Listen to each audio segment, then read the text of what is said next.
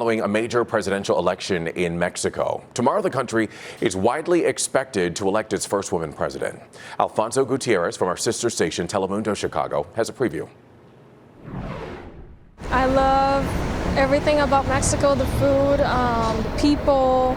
As a kid, Maria Fernanda traveled often to the state of Michoacán to visit her family. I currently live in Waukegan, Illinois, and usually we go every 3 years. But now when they travel, they do so with hesitation.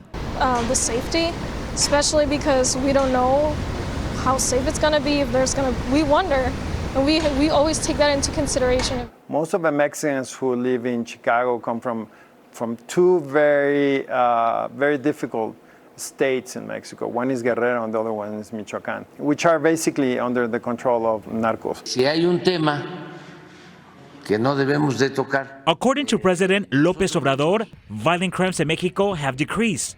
In 2023, the Mexican government reported more than 30,000 homicides. That was close to 1,400 less victims compared to the previous year. But in these elections, the assassinations of political candidates are alarming. More than 30 people have been killed, and who were looking for an electoral post, and their families have been threatened, and some of them have been kidnapped. Dr. Juan Manuel Ortega is a political science professor. He thinks that the biggest challenge of the next president will be public safety. Sin embargo, hay diversas afirmaciones y propuestas en las que no coincido. Since this presidential race started, ruling party candidate Claudia Sheinbaum has been the front runner. We have basically three candidates.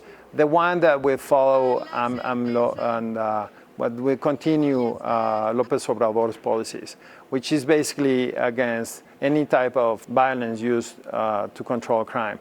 And the idea there is that crime is the result of the lack of expectations. Se acabaron los privilegios a los delincuentes.